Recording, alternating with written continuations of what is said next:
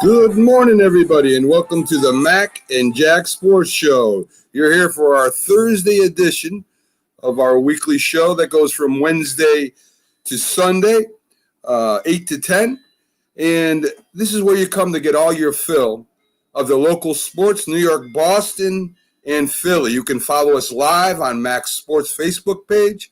Just go to at MacMan62 on the Facebook search, and it will bring you right to us. Also, Google Mac and Jack Sports, and you'll find us live on YouTube, Twitch, and you can even see our past shows. Like, follow, share, and subscribe where you can to help keep us growing.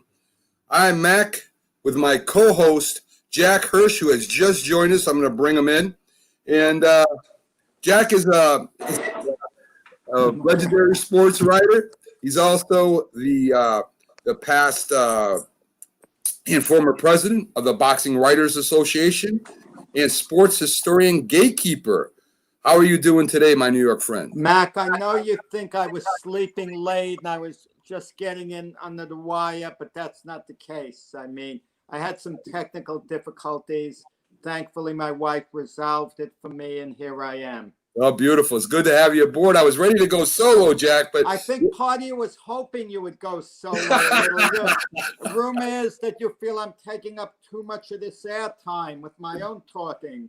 Not at all, Jack. I love your commentary when we get going, no matter how long you go. So, I mean, your perspective is always welcome and always great here on the show.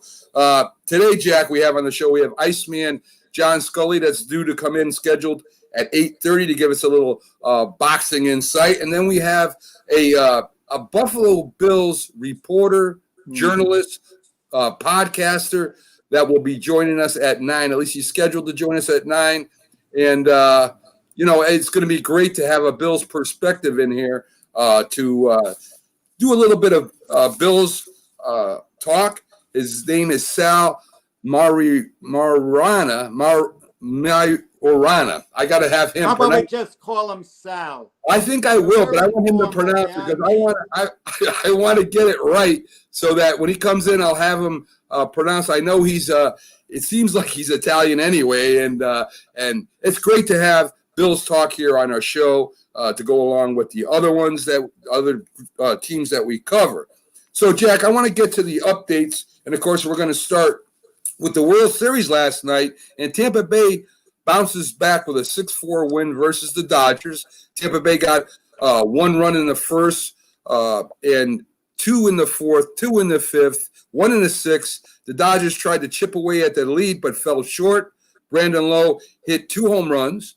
Lowe has had his struggles in the postseason, but manager Kevin Cash has stuck with him in the 2 spot in the lineup, and he delivered last night. Pitcher Blake Snell started off strong, not allowing a hit, striking out 2 Dodgers each inning for 4 innings. After a 2-run homer in the 5th by Chris Taylor, a walk to Mookie Betts, and a single by Corey Seager, he was pulled. Diego Castillo got the save in the final out, and Anderson got the win. So he got the win even though Snell did all that good work earlier.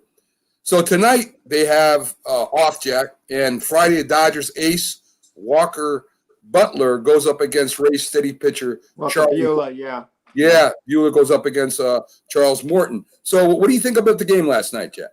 I'll tell you, one of the biggest mysteries in sports is that of the slump.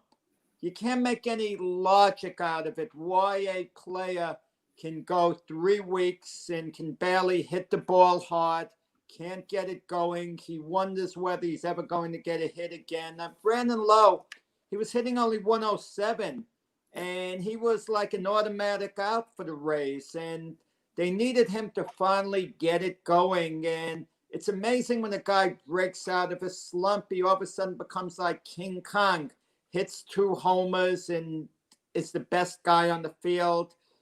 I mean, Sports Illustrated did a story years ago trying to figure out the logic behind a slump and so on. Because even the greatest hitters, hit a slump. They'll be hitting 350, and all of a sudden they'll get 2 hits in their next 38 at-bats. And who could figure out the logic really behind it sometimes. But it was a pleasant surprise with Brandon Lowe coming through for the Rays, and now they're 1-1, and it's a real series here. Yeah, I mean, Brandon Lowe played great for him all year. He was one of their key hitters during the season, and then the postseason, he just fell off the face of the earth almost. And it goes to show sometimes that, when a manager knows that a player is good, shows a little confidence and faith in him, that, some things they turn around. And maybe if he gets it going, maybe they give Dodgers, a real good series. Everybody picked the Dodgers. Well, listen, go ahead. Second baseman, 1978 World Series. Okay, filling in for Willie Randolph that was hurt was Brian Doyle, a little-known utility infielder, really basically a borderline minor leaguer, and he was outstanding in that series. He was actually in contention for the MVP award for a while. Right. So, you never tell. You never know who can. Yeah, you never know who can step up and become sort of the hero, of that game, if not the series. So, I mean, and if you look at Blake Snell, he was dominant in the beginning, Jack. I mean, he was going through the Dodgers order with no problem at all. They pulled him after that walk to Betts and that single. I don't know if that was the right move or not, because Anderson, he didn't do better than Snell. But I guess would it be in the World Series? You can't take that chance. Well, the walks are killer. He's winning 4-0, and to just put a man on base, and then the next batter hits a home run, and it's 4-2, and all of a sudden the Dodgers are back in it. And sometimes I kind of wonder, like with Blake Snell, he has such a good fastball. He throws so hard, and just get the ball over the plate. You're winning 4-0. No one's on base. The odds of the batter hitting a home run are never that good, percentage-wise. But once you walk a batter, you're inviting such trouble. I mean, such trouble with the base on balls. I think that's the most underrated stat of all, in the sense that the damage it causes, to opposing pitchers, the walks. I think they tried to get a little too cute sometimes. They have a 1-2 count rather than concentrating on getting the ball over the plate. They tried to get the batters to swing at a bad pitch. And before you know it, the count's 2-2, then it's 3-2. Then the batter fouls a couple of pitches off, and then it's ball 4. He's on base. And then the next guy gets a big hit. I mean, especially when you're in command of the game, these pitchers like Blake Snell, who throw very hard, sometimes try to get a little too cute. Yeah, I mean, what drives me crazy, Jack, is when the batter is not that I shouldn't say good, but he's not batting like the rest of the team, where he's a low average hitter, doesn't hit a lot of home runs, and he's mainly playing because of his defense. And they walk that batter, and that's when I think there's a lot of trouble when you actually give a free base to somebody that's not hitting well. I can understand them being careful with Mookie Betts, but still. Yeah. I mean, nobody was on. So, I mean, if you give up a home run or something or a double, at least, you're not putting them on to give an extra run if somebody does hit a base hit or a home run. So I can see him being a little careful with Mookie, but it drives me crazy when pitchers walk people that are batting, 200. That drives me out of my mind, Yeah, it's so frequent, and it's and the thing what gets me too, when starting pitchers try to get batters to swing after pitches out of the strike zone, they're upping their pitch count the whole time, and really they're shortening the amount of time they're going to be in the game. And when you look at an ace like Blake Snell, he was to be taken out in the 5th inning, actually. In the 5th inning, that was unheard of years ago. Listen, years ago when you had Hall of Fame pitchers like Warren Spahn, they didn't even keep a pitch count. Those guys would throw 140 pitches or whatever, and they were conditioned to go a certain amount. And somehow they set the pitch limit at 100 pitches per game. Now, I don't know, is there any scientific evidence towards that number, but it sounds like a good round number, 100 pitches a game. So when the guy's starting to approach that. Now, Blake Snell's high was 88 pitches on the year, and that's what I think he had yesterday as well. So I could understand, they're trying to protect them in a sense as well. But it's weird that they would take him out with 2 outs in the inning. Not let him even finish up the inning with a 2-run lead.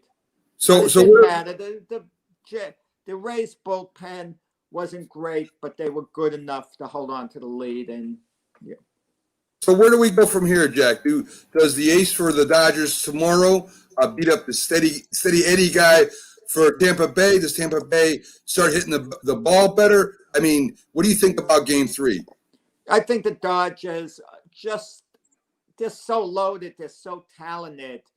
I mean, I think even when so-called momentum is against them, I think their talent's going to override that. They remind me, I'm not saying they're quite as good, but they remind me a lot of the 1998 New York Yankees, who in the playoffs against the Cleveland Indians won the first game, then they lost the next 2.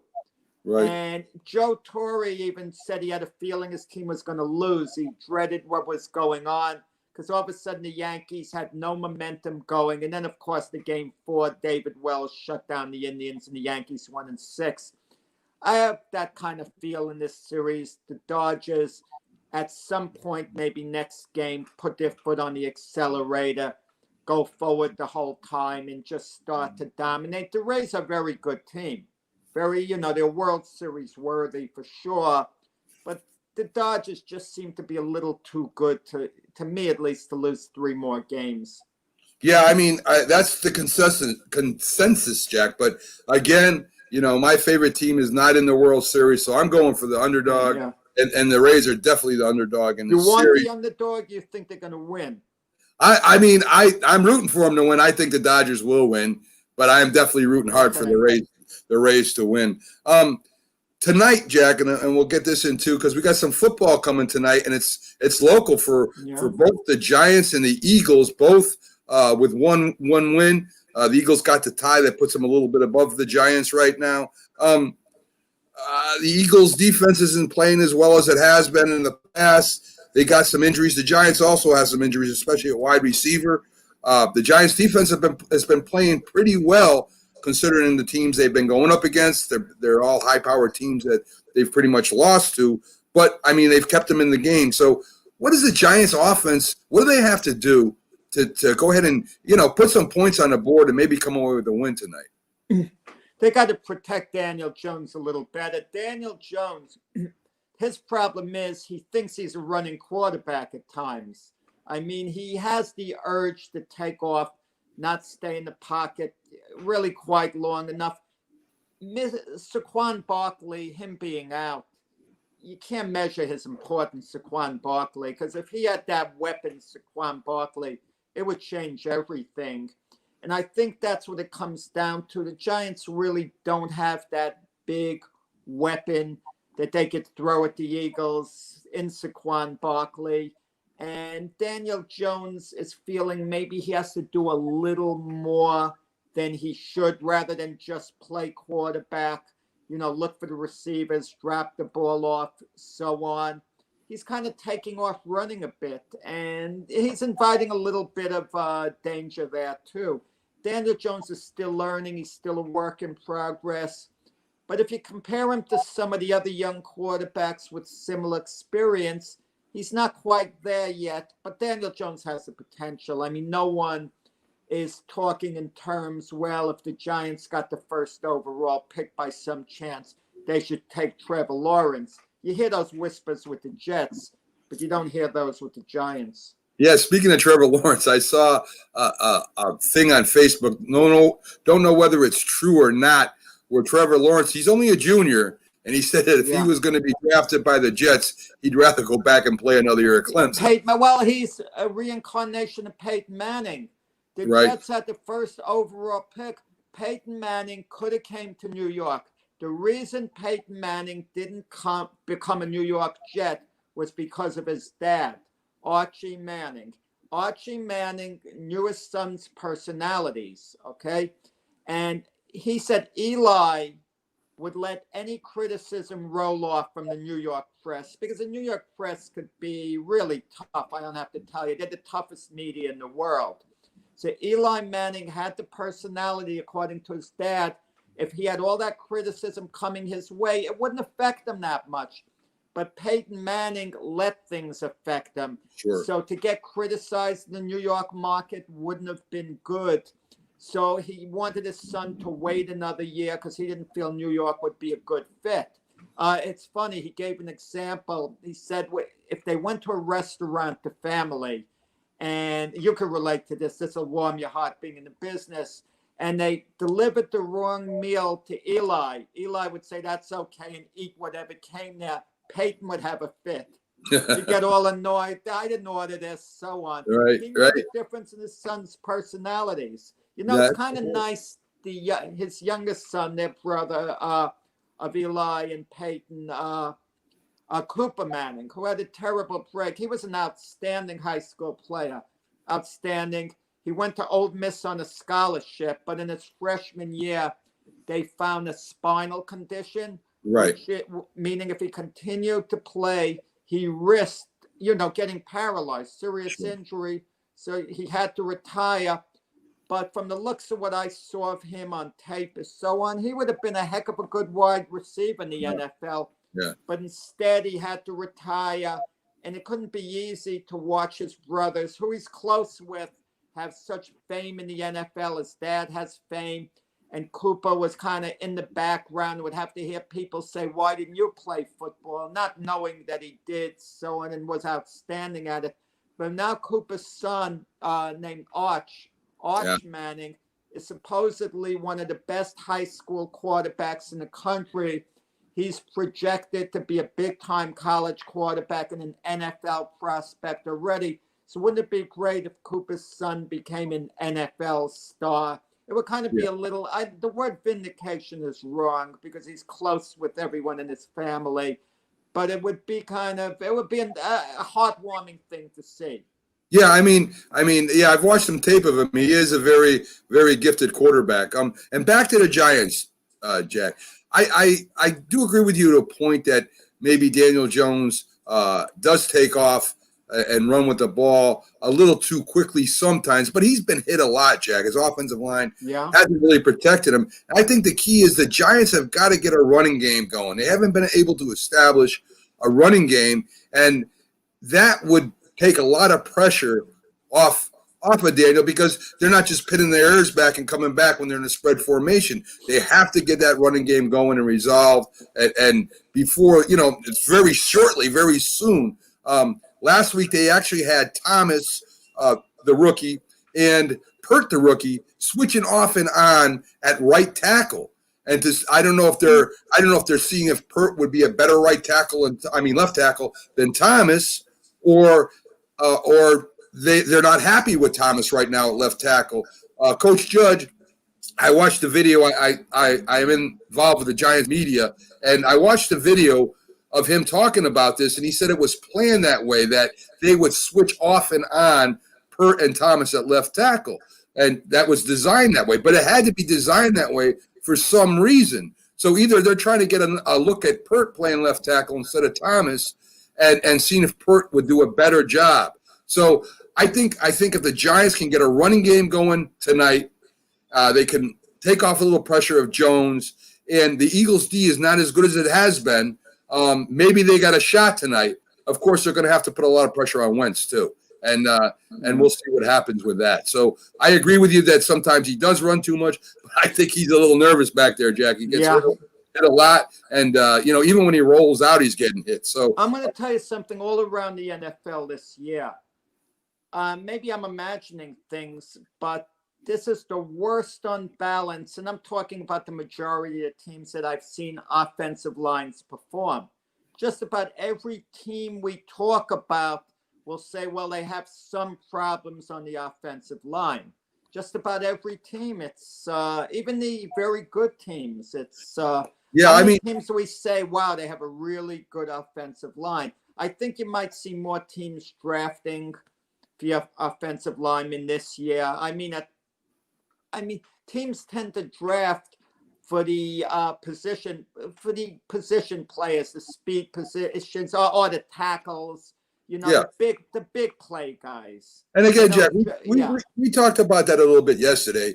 And what has happened in the NFL is that they have used spread formation so much now that the offensive line is outnumbered, at the point of attack. They're bringing up either linebackers or safeties, and they're just – if you watch the Giants game sometimes, Jack, you'll see they'll take a tackle, and they're all spread out. They got 4 wide receivers, sometimes 5 with a slot, and they'll put 2 people on one tackle on one side. So there's nobody to pick up the other rusher. So the tackle, of course, has got to take the guy to the inside of him. He has the quickest route to the quarterback. That's his rule. You block inside first. So once he blocks inside, that outside guy is free to come either and put pressure on the quarterback. So I think what's happening now in the NFL, Jack, is that everybody's using that wide spread. So you only got 5 offensive linemen. If you put 6 pass rushers, run a stunt, bring a blitz up the middle, maybe hit them with 7.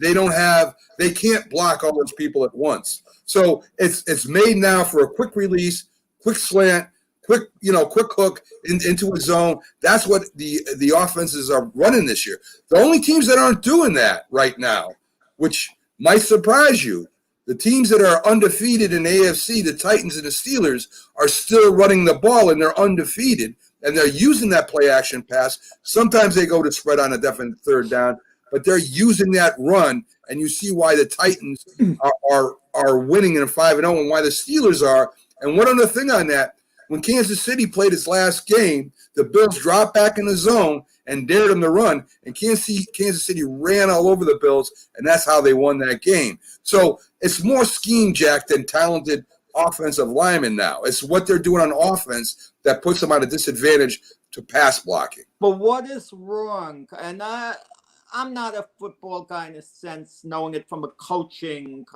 angle and so on. But what's wrong with the way they used to do things? I mean, you'd have your 4 blockers, you'd have your fullback and halfback back there too, just in case there's a blitz. They could pick guys up, and you basically had your 2 wide receivers, one who would be there for shorter passes, one who would go deep, and your tight end who would be there for shorter passes as well. What does it matter, with that scheme? As long as the blocking's okay and you're protecting your quarterback, you basically have 3 receivers, and chances are one of them can get open. Right. And if you're giving your quarterback enough time, I just don't understand these offenses. Like, I'm looking at the way they're lining up now, and I'm caught in a time warp, myself. And I kind of wonder whether it's ever going to kind of get back to the old ways. Like we talk about, let's talk local. Like the Jets under Joe Namath, like during that time, they had Don Maynard, a lightning bolt down the field. One receiver. George Sauer, the other, who was great at catching short passes. You need a short-handed guy, especially the short passes. The longer passes, you really need a guy who could, shake free. And then they had a tight end like a Pete Lamons with good hands, but who was primarily a great blocker as well. And then you had Matt Snell and Emerson Boozer. Emerson Boozer, your halfback. Matt Snell, your fullback.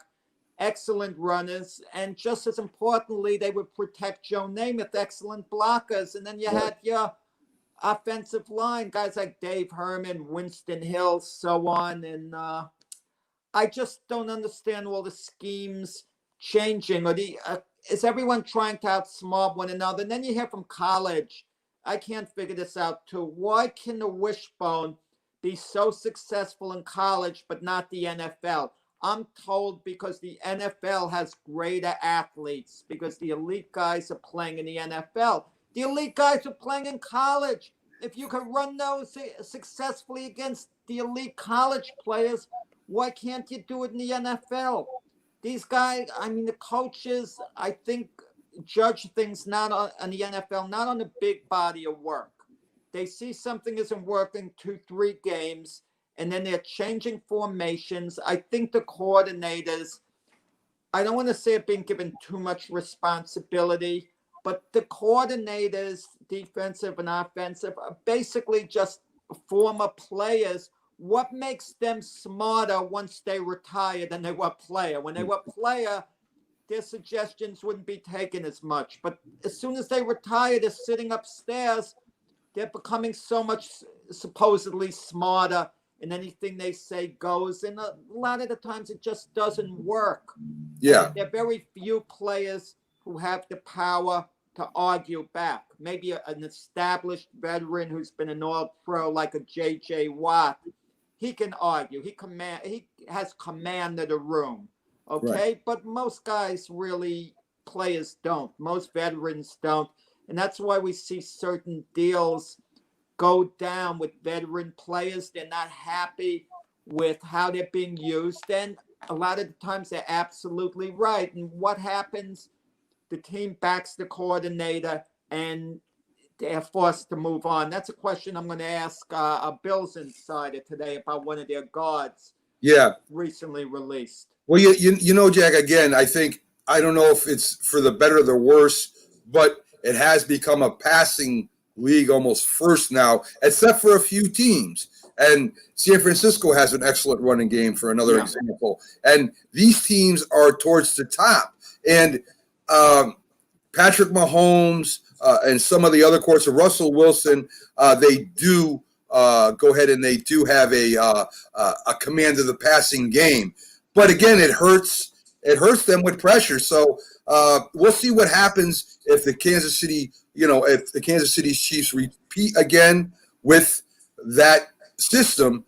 But it looks like if the teams are going to dare them to run, they know now they can run. And that's going to be a little dangerous with the 49ers coming up in the future, where teams are going to only rush 3-4 guys and bring 7 to 8 guys back in coverage to zone. So we'll see what happens as we go on. Just very interesting, Matt, because you just mentioned the Kansas City Chiefs, and we were talking about the Giants too.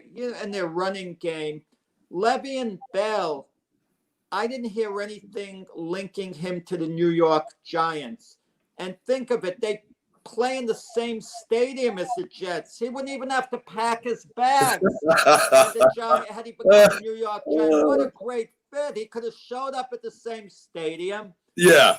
Just had to maybe move his one locker to the other, and he would have been set. Yet it seems the Giants never made a push for him, and they certainly could upgrade their running game. I mean, he's good enough to go to the world champion Kansas City Chiefs. I'm not the Giants. Because the Kansas City Chiefs have a better team than the Giants right now, and I don't blame him. Yeah, well, he wants to you know what I mean? So backstage right now, we got the great Iceman, John Scully.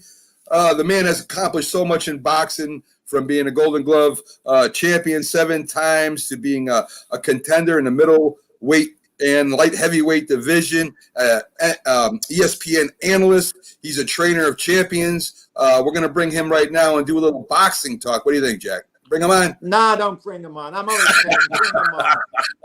Oh, my God. You're putting on a guy who knows more about boxing than me. That's why. I mean, you're trying to show me up, Mac. Hey, John, how you doing? How's it going, John? How you guys doing? John, you've been working out or what? No, not that much. I'm trying to get back motivated to do it, but I mean, I've been in the gym with guys. I've been holding the pads and getting guys ready. I'm actually getting ready to go to Florida really soon, in 2 weeks I'll be there for the Devin Haney fight. So I'll be working the corner on that show. Wow. What do you think of Devin Haney? I think potentially he can be pound for pound one of the best fighters we've seen in a long, long time. Potentially, but I don't like the way his career's unfolding. I mean, he should be fighting, really stepping up. Fighting, Yorkis Gamboa doesn't do it for me at this stage. He should have been more advanced. I could understand this given fight because we've had the pandemic. He's been off a while. So this opponent is acceptable for him. But at this stage of his career, Devin Haney, I think, should have been more advanced because I think, he's arguably the best talent in the sport. Yeah, for sure. I mean, he's one of the top elite up and coming guys. It's just one thing about it. With boxing, it's not just the talent, but I've never even seen him interviewed before. I've never heard Devin Haney even speak. I don't even know what he sounds like. It's amazing.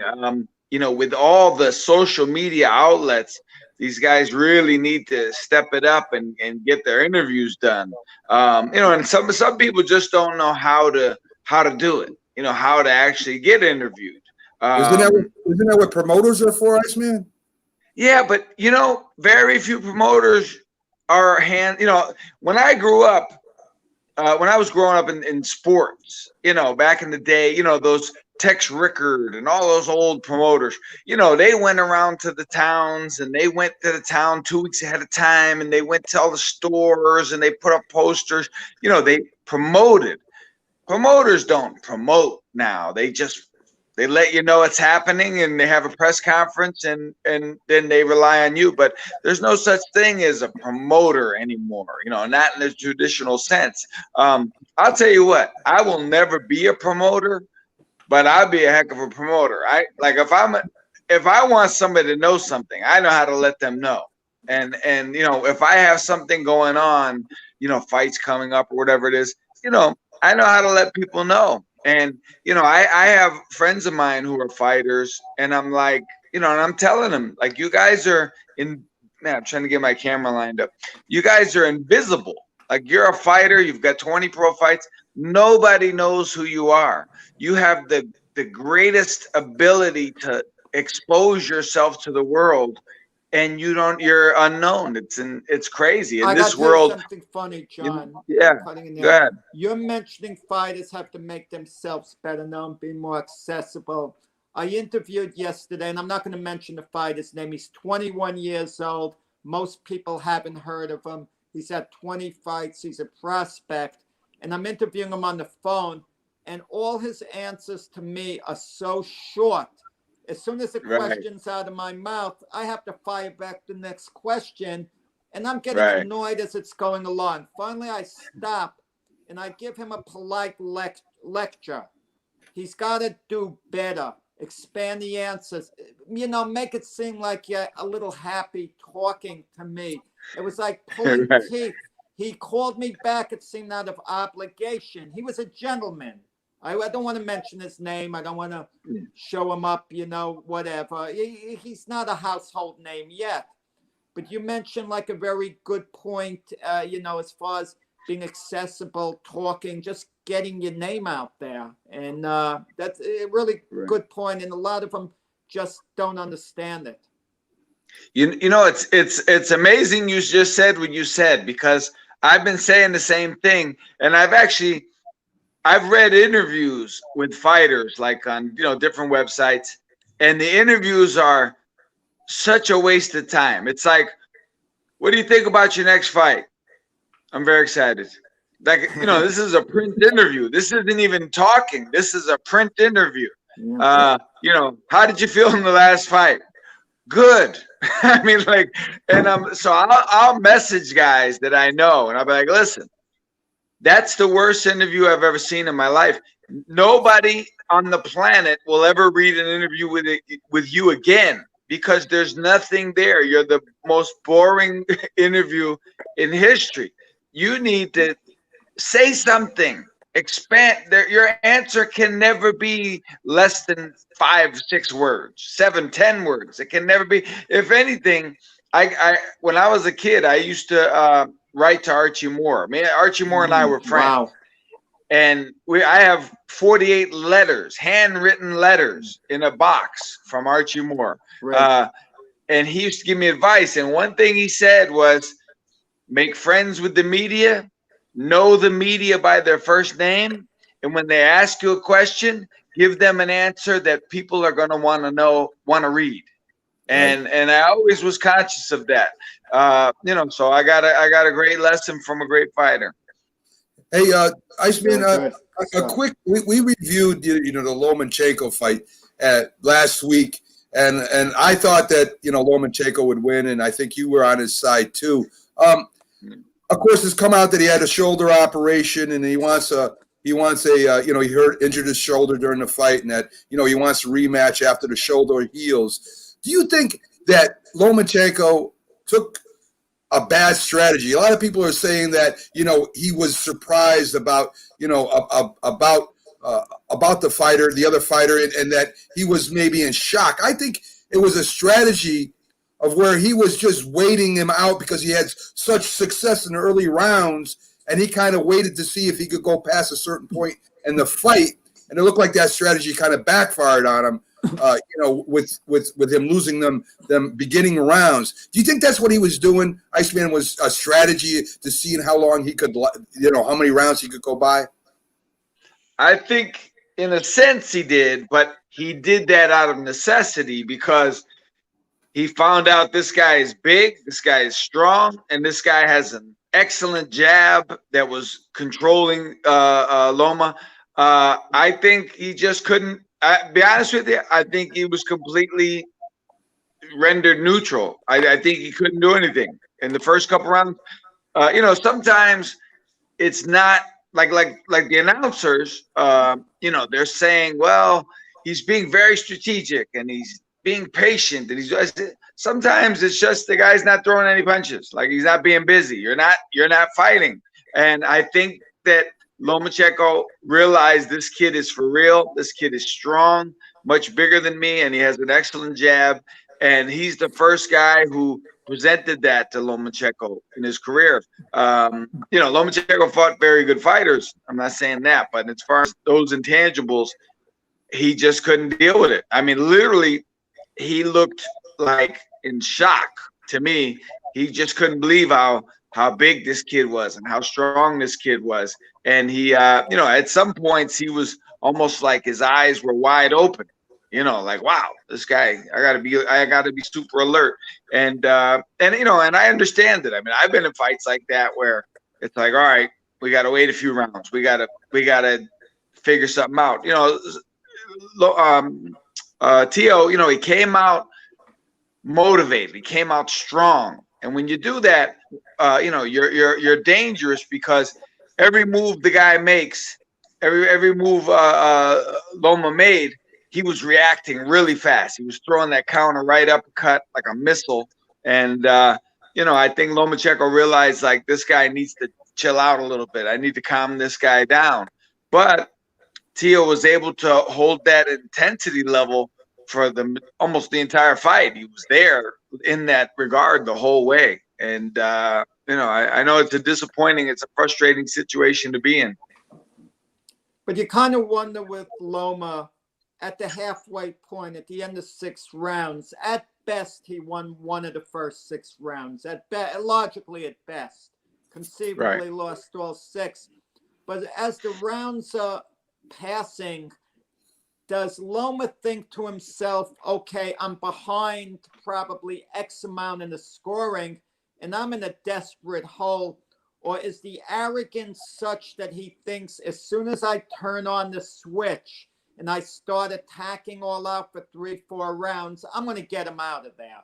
I'm going to completely overwhelm Lopez and so on. Does he analyze it in his head? His corner didn't seem to be showing tremendous urgency as he was losing round after round in the early going. Shouldn't they have maybe woken him up at the end of even 2 rounds? The second round was close, but at least at the end of 3 rounds, look, we might be 3 rounds down. You got to make a move now. And like you say, John, it's very, very risky. It's easy for us to talk that way, but while Lopez is still fresh, Loma risks, getting stopped himself. But at some point, you got to just move forward and take the chance, which he took really beginning the 8th round. But what would have been the logic in making a move earlier, 3-4 rounds earlier?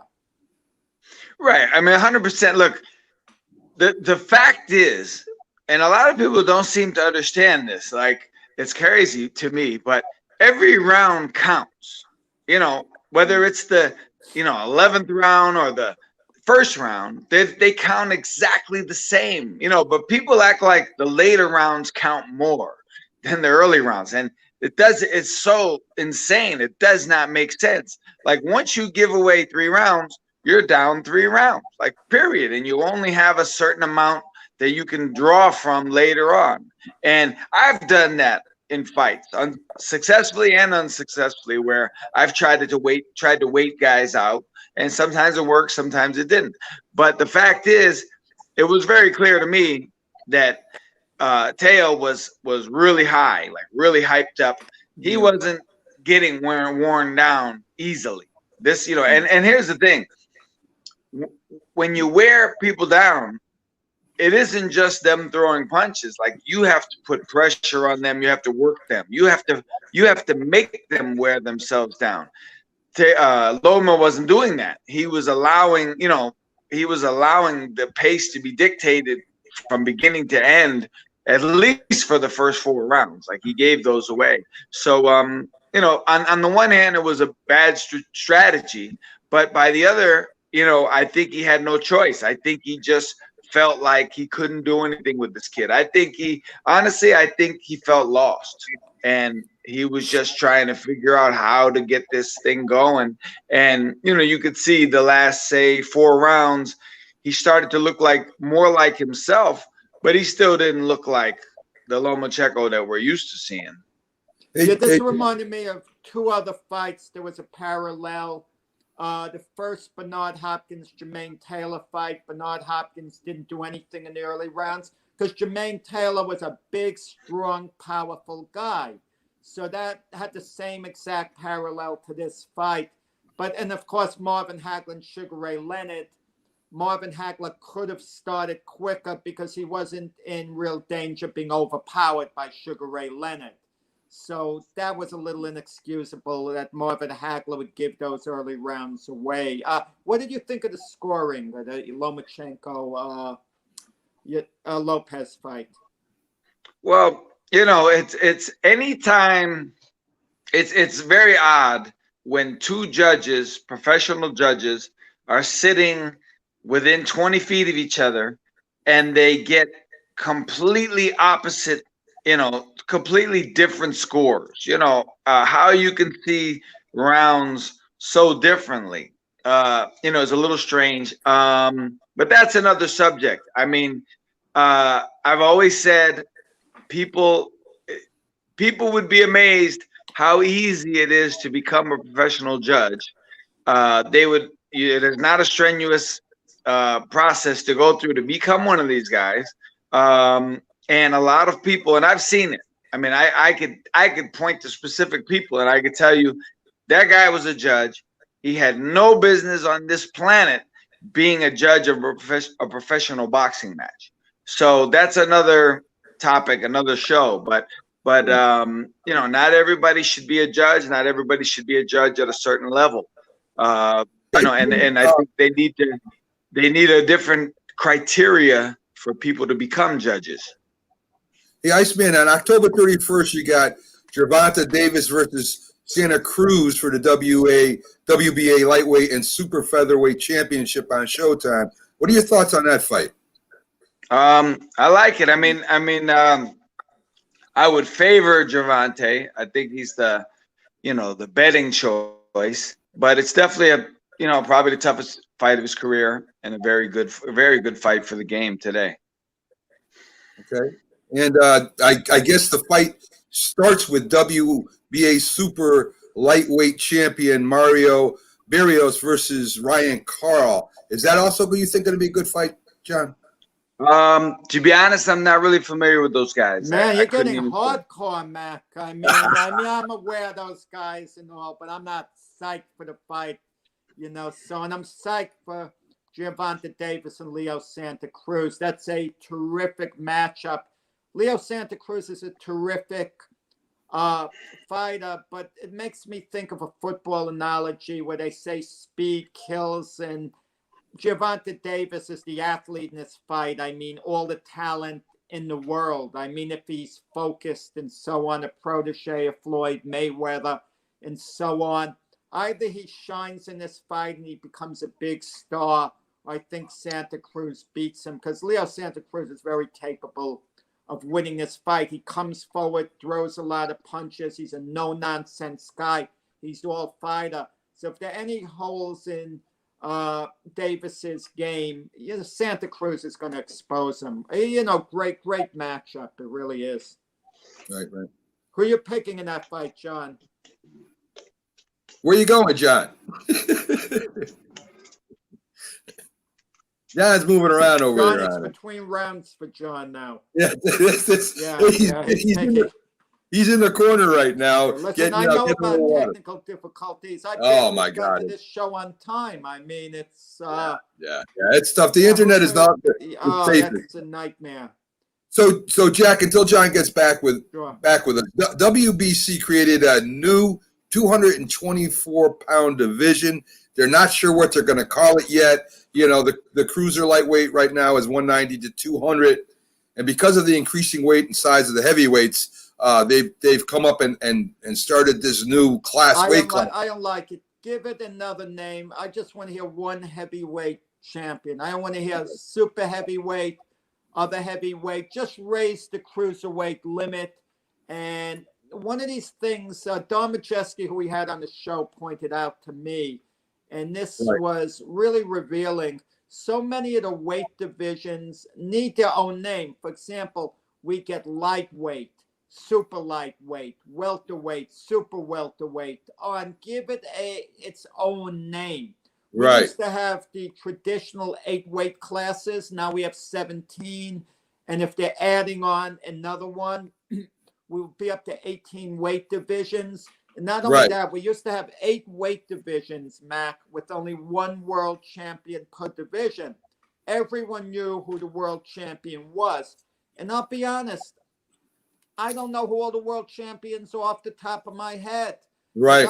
All of us, we have brain freezes because when you look at this way, 17 weight divisions, 4 world champions per division, that's a total of 68 world champions. Yeah, I agree. 8 world champions as opposed to 8. I can remember 8 world champions, 68. I mean, gets to be like WBO, WBA, and they're stripping guys of titles all the time. Guys are vacating titles. It's like musical chairs. I sometimes hear guys are fighting for a title, and I was unaware of it until the press conference. I know. It's and you guys, and I you know and a lot quite a bit, but then I'm listening and I go like, what? What is this, right? I know. It's gotten crazy. Me and we've had Iceman on there talking about, you can have 5 belts. Iceman's a traditionalist. John Scully's a traditionalist. He likes the way things are. And I'll tell you, that was awesome, him talking about all the handwritten letters he got from Archie Moore. Oh, that was excellent. In the view of a lot of people, Archie Moore was the greatest light heavyweight champion in history. And John Scully was a light heavyweight when he fought.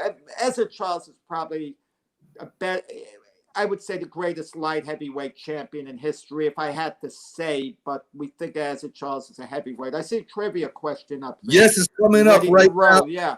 And we're gonna have a trivia question, and then we're gonna go to commercial. So I'll give you time to think about it. Don't you Google this either, Jack, if you don't know the answer. I want you to think about this answer. Now, football, as we've talked about, has changed a lot over the history. Even the shape of the football. It used to be a rounder ball. It's more pointed at the ends now, believe it or not, because it took it from a rugby thing. So a field goal at one time was just a drop kick. If you remember, they used to drop kick like in rugby. They would kick it through the field goal post. There was no drop kick.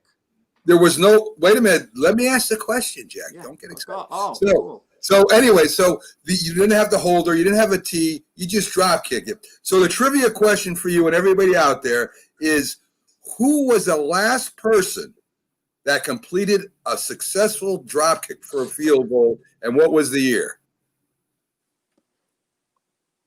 Well, I believe Doug Flutie, and the year you got me, I would say about a dozen years ago. I mean, if I had to guess, 2008? I'm just guessing. Well, that was a heck of a. I'm probably a year too off on the year. Yeah, but you're right there, Jack. You are correct. It was Doug Flutie, and believe it or not, it was during a playoff game the Patriots were playing. He ended up going in the last few minutes of the game, and he tried the drop kick. So that was great. Teams do, Mac, let me ask you this. This is what I wonder about, and I have no idea. I wish someone would enlighten me. Why don't teams do that more if it's legal? Is it still legal? Oh, of course it is. Never try a drop kick. Why don't they do it? It's not that hard to make. Yeah, it's a lot harder because of the shape of the ball. I used to drop kick. I used to practice drop kicking, believe it or not, Jack. Yeah. But with the point, when you drop the point, if it's not perfect, it goes to the left or right. Like I said, one time the football was a little bit more rounded. It was a lot easier to drop kick it. So with the point of the ball, if you don't drop it just right, you can't. I mean, it will go right or left, and you'll end up messing up the kick. Now let me ask you this. Sure. Isn't it couldn't someone be trained with talent to do a drop kick the correct way? And wouldn't it be worth keeping a roster spot for a drop kicker? I know it sounds weird, but it could happen in a big part of the game. You have, second and third string guys who play very little. You just kind of, I always wondered about the drop kick, why it's not tried, why it's not used. Well, I mean, it would be an excellent weapon when you're using the shotgun and you could either punt or drop kick from that. I mean, that would be pretty cool that you could, use that as a weapon. But again, Doug Flutie did the drop kick. I think it was from what I got. I think it was 2011, Jack. So that's 3 years off. So I vaguely remembered that. I'm not saying I ripped it off. I thought drop kick, and all of a sudden Doug Flutie, came into my head. Right. I think he actually got a smile out of, Bill Belichick actually did smile after that. Yeah. I think that's why I may remember. Bill Belichick doesn't smile about too much. No, it's true. Very true. Sideline, just very quickly, we're talking about with Charlie Weiss when he was coaching. Oh boy, I'm thinking Notre Dame. Okay. And what had happened? There was a dying kid, with this, so on, and he had a wish that they would run one of his plays, and they were pinned very deep back, and it wasn't a good percentage play to run from a football thing. It didn't make any sense. Yet they broke a good run off that of about 15 yards, and statistically speaking, you wouldn't figure they'd get anything. And I remember Charlie Weiss just beaming, how smart the kid was. That's pretty cool. That was heartwarming at the time. Let's get to our first commercial for today before our Bills insider who's scheduled to come on comes in. So let's get that going, and we'll be back right after the commercial, ladies and gentlemen.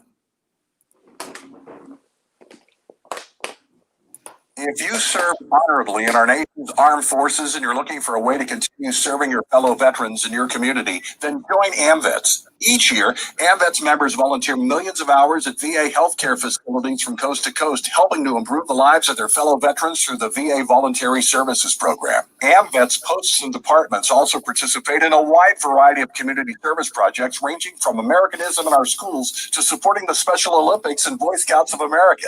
If you no longer wear the uniform today, you can still serve through the AMVETS by joining today at amvets.org.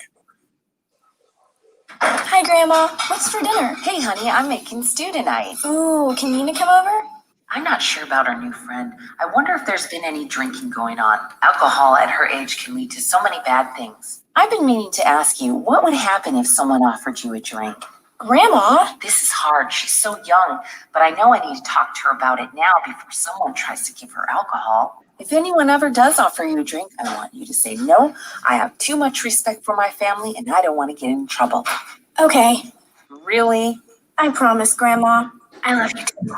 Okay, how about tasting this stew and telling me what you think?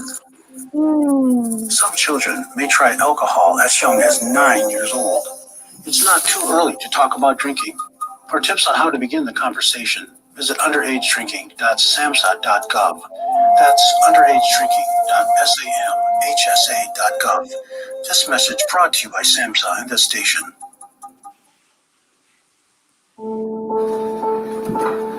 We all make choices. When it comes to alcohol, kids make choices whether to drink or not. Bye-bye. Remember, I'm going to Alex's party tonight and sleeping over.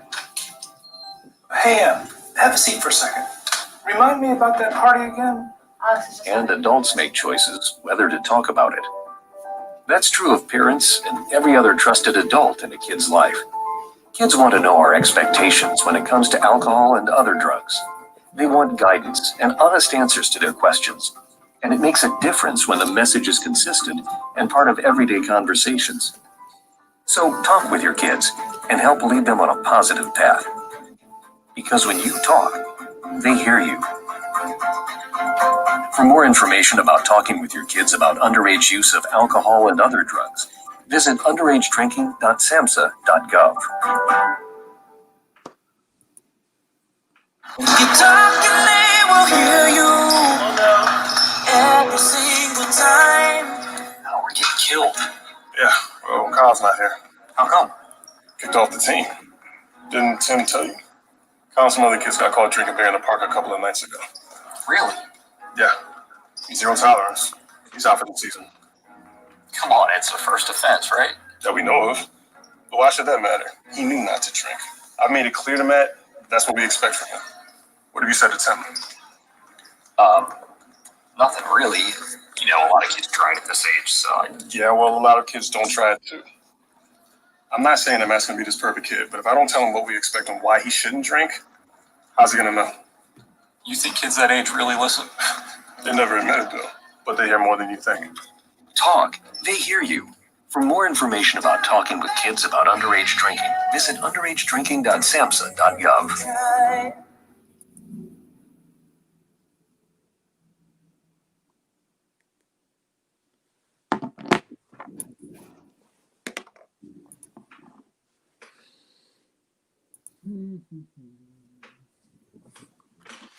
Why is it not going up for me?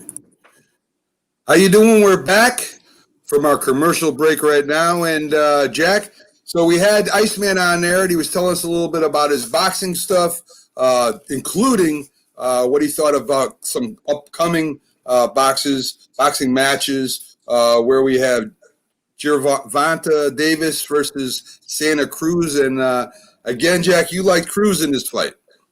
No, I didn't say that. I actually like Davis in the fight. Oh, you like Davis in the fight? Gervonta Davis has had an erratic personality. He was groomed to be a star. He fights for Floyd Mayweather's group, Mayweather Promotions, and Right. He's gotten in some trouble outside the ring. He's from the Baltimore area, and you don't know with these guys whether they, gotten their life together and so on. He's got all the talent in the world. But this is it. This is the big one for him. Okay? It's the big one. If he should lose to Santa Cruz, you could basically write him off as being one of these future superstars. Now, if he should beat Santa Cruz and do it decisively, there are going to be calls for him to fight Teofimo Lopez. But these big fights are not easily made because of different promotional entities. I mean, Bob Arum, he promotes Teofimo Lopez, and Gervonta Davis is promoted by Floyd Mayweather, and Arum and Mayweather haven't always gotten along that well. All right, Jack. So backstage right now, we're going to bring on, and I hope I'm pronouncing this right. I can't hear Sal right now. I know he can hear me. I think it's Sal Maiorana. And hopefully, if I'm saying it wrong, he can correct me when he comes on. Sal is a Bills author. He's also a blogger with Sal Speaks. He's a writer at the Rochester Democrat Chronicle. I think he's been seen from what I read in USA Today and Yahoo Sports and Bleacher Report also. So let's bring Sal on and do a little Bills talk, and I'll see if I got his last name correct. How you doing today, Sal? I am good, and you did pretty good there, John. That was pretty close. Okay. So is it Maiorana, sir? Maiorana, yep. Right. Well, see, I got it, Jack. I'm not great with names, Sal. I never have. So I'm proud of myself for that. So anyway, Sal, we got you on to talk about a little bit about the Bills. We do have insiders from, the Eagles, the Patriots, and from the Giants. So it was great to get somebody. We're adopting the Bills, by the way. Yeah, we definitely are adopting the Bills. I've adopted the Buffalo Bills. And I'm a Giants fan, Sal, so I'm watching the Bills. They got a big game tonight, the Giants, and hopefully they can do something. the Bills, I've been following football all my life. Sal, I played and I coached, and the Bills did something back in the 80s and 90s where they went to 4 consecutive Super Bowls. No other team has ever done that, and even though they lost, it's still a heck of an achievement. And they seem to have dropped off pretty much after that, but they've now resurged. What do you think about the Bills this year in the AFC East? Yeah, I mean, look, it's been a long time for the Bills, right? It was 17 years with no playoffs, and then they broke that drought in 2017. They went back last year, 10 wins. First time they've won 10 wins since the late 90s. So it was a nice turnaround. Sean McDermott has done a real good job as a coach. Brandon Mean, as the general manager, has brought in some nice players. So it has been a nice turnaround. And this season, when Tom Brady left Tampa or to go to Tampa Bay, everyone kind of anointed the Bills as the heir apparent in the AFC East, and for good reason. They've got a good team. This is the deepest Bills team that I've covered probably since 1998, I would say. So they've got a real good chance to do some good things. Got off to a great start. They've stumbled the last 2 weeks, and unfortunately, that was on national TV 2 weeks in a row. So I think people out there might think the Bills are a bit of a myth, but I think they're a good team, and I think they should win the AFC East this year. With the decline, it looks like to me anyway. So I watched the Bills a lot the last couple of years, and it looks like their defense has dropped off a little bit. Is that because that coach left a couple of years ago, the defensive coach, or is it injuries, or is it maybe a different scheme they're running? No, none of that. I mean, they've had the same coordinator since McDermott came in 2017, Leslie Frazier, who's a really good defensive mind. So that's not the problem at all. I think what the issue is, first of all, if you look around the league, there's a lot of defenses that are playing lousy. It's just been an offensive year. I'm not quite sure why that is, because I think a lot of people thought after no preseason and no training camp or OTAs, I think we all thought defense would be ahead of offense, and it hasn't been the case. And that's what's happening in Buffalo. The Bills defense just hasn't played very well. They've got some key injuries. They've got a linebacker named Matt Milano who's been out. He's missed 3 games now, and he is a really good player, and they miss him tremendously. And then they've got some other guys that, quite frankly, they signed in free agency. Josh Norman is the big name, obviously. Vernon Butler, Mario Addis. These guys just have not played the way I think the Bills thought they were going to play. They've just – the whole unit as a group has not really coexisted yet together. And they're struggling. They're struggling to stop the run, as we saw in the Kansas City game. And even more alarming is they're terrible against the pass. And even when the Bills were, middling around there for the last few years, they were always good against the pass. And they've been alarmingly bad. And in a pass league, you better figure that out pretty quick.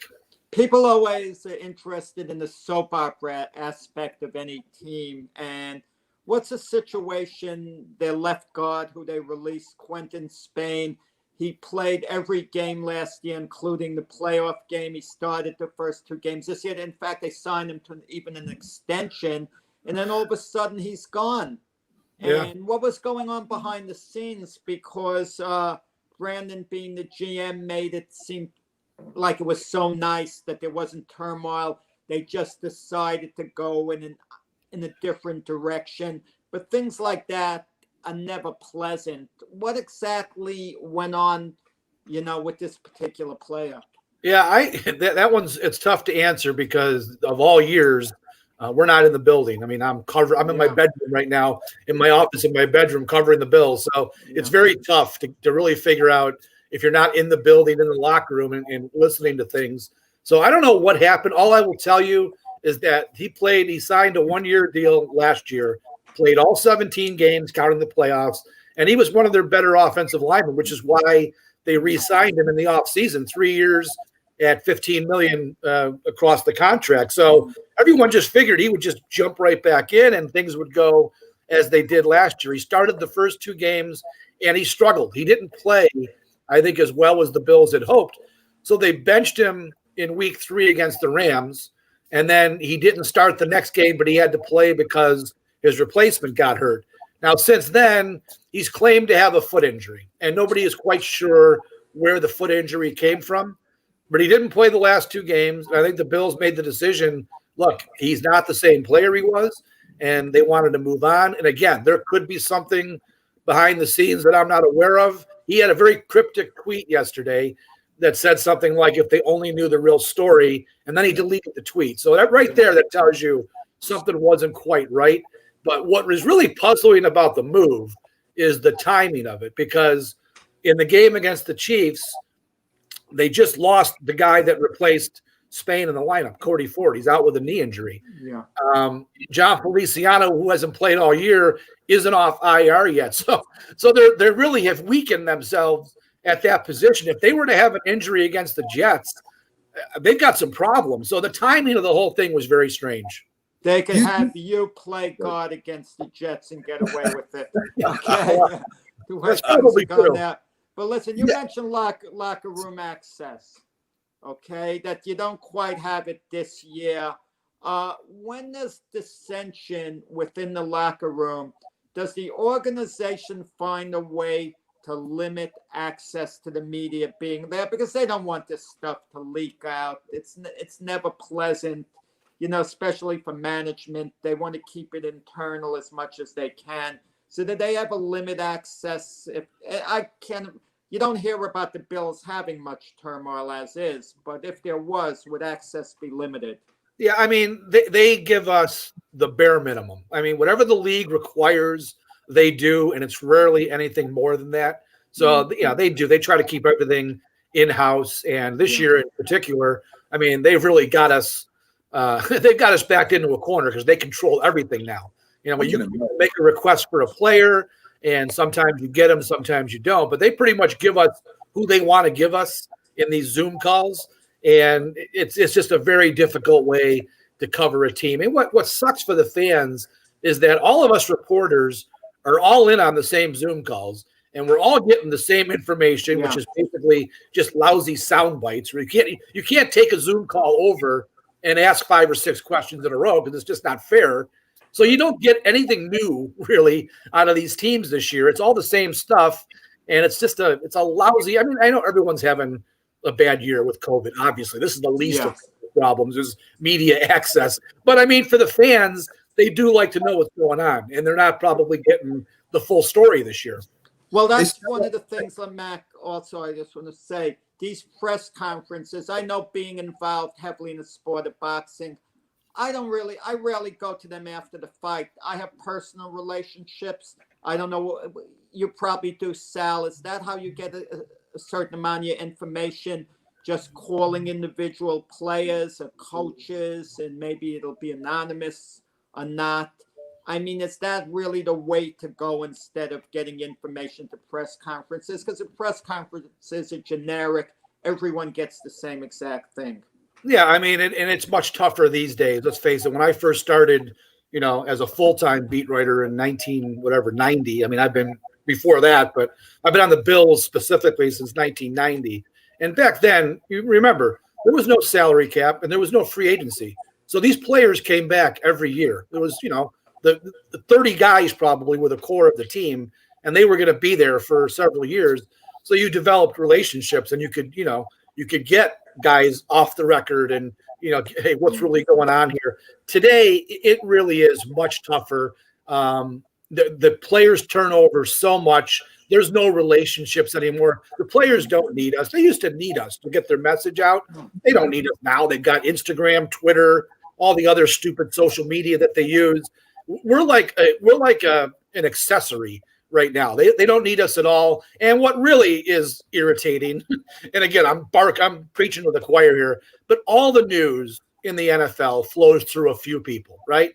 Yeah. I mean, Schefter, Rappaport, Pellis, these guys that are the national guys, they've got every agent on speed dial. And whenever there's news, the agent for that player literally sends a group text to 4 or 5 guys, and they break all the news. It's even in your own market. You can't break news. It's almost impossible. So things have changed so much. I hate it as an old timer. I'm 58 years old today, guys. So I'm an old timer. You came on here on your birthday. Wow, I wouldn't come on my birthday and I co-host.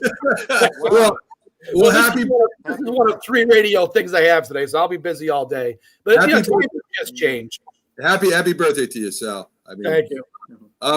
Getting back to the Bills for a minute.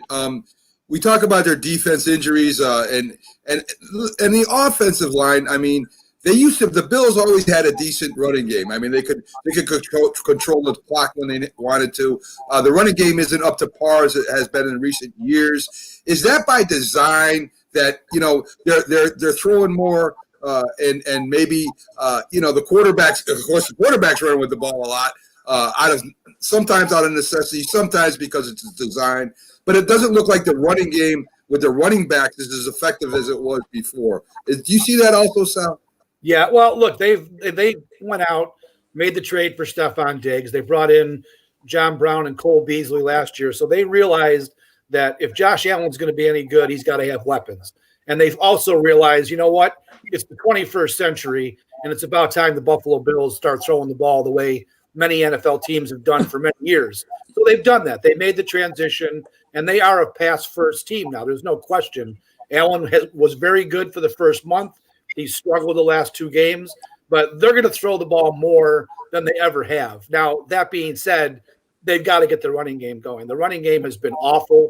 There's been no consistency to it. Their offensive line, I think, has had trouble winning at the point of attack. And then they've got Devin Singletary and this kid rookie, Zach Moss, both third-round picks, but neither one of these guys is, the bell cow type of back. So you get what you get. And they've got to figure out a way because, it's the oldest cliche in football. But if you play in the Northeast, come November, December, January, you have to be able to run. I don't care how much the league has turned into a passing league. When it's cold and the wind's blowing 25 miles an hour in Buffalo, which it will, you've got to be able to run. And if they don't get it figured out, they're going to have a tough time winning games down the stretch. And if they play a home game in the playoffs, even at that point, it's going to be tough to win. Well, I want to follow up on that with you, Sal.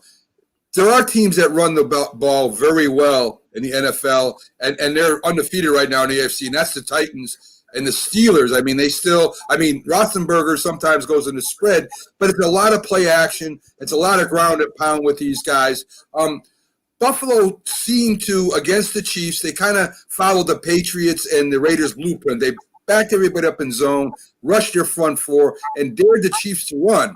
And the Chiefs now showed that they can run the ball when forced to run the ball.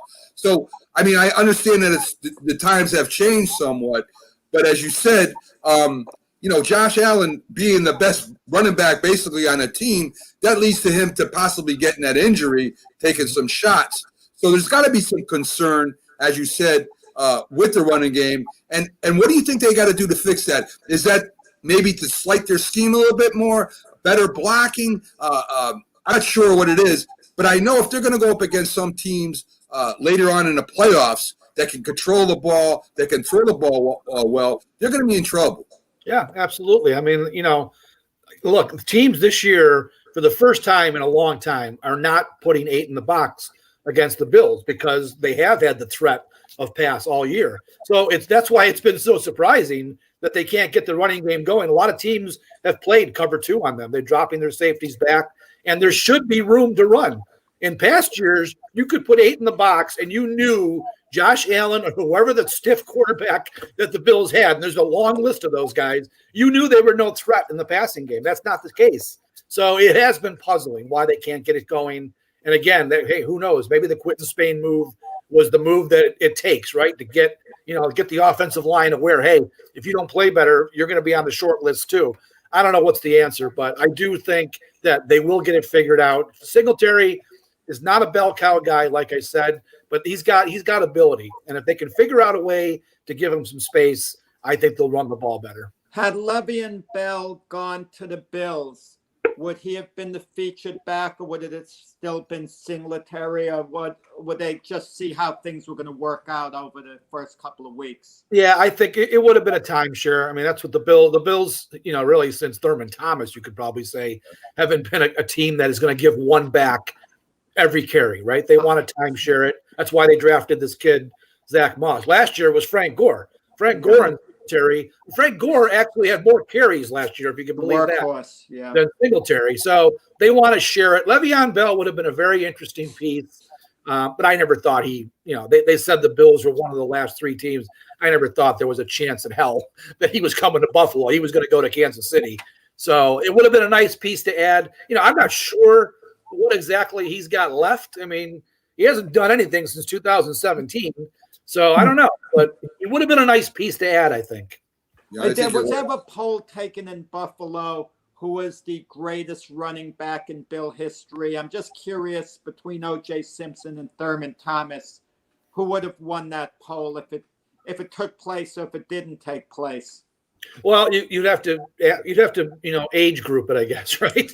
I mean, guys my age, I saw OJ play when I was a kid, and to me, he's still the most talented running back, just pure talent that has ever been in Buffalo. I mean, Thurman Thomas was great. He wasn't as physically gifted as OJ Simpson. If OJ had played on good teams, I mean, God knows what he would have done. He played on lousy teams for most of his career and was a Hall of Famer. So But he had a very good offensive line, OJ. Well, and he did.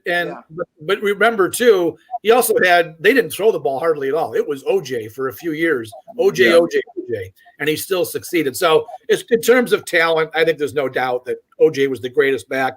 Now, in terms of numbers and accomplishment, Thurman played on very good teams, and he also had the pass catching ability. Yeah. I think he ended up with more yards from scrimmage than OJ did, because OJ never caught the ball.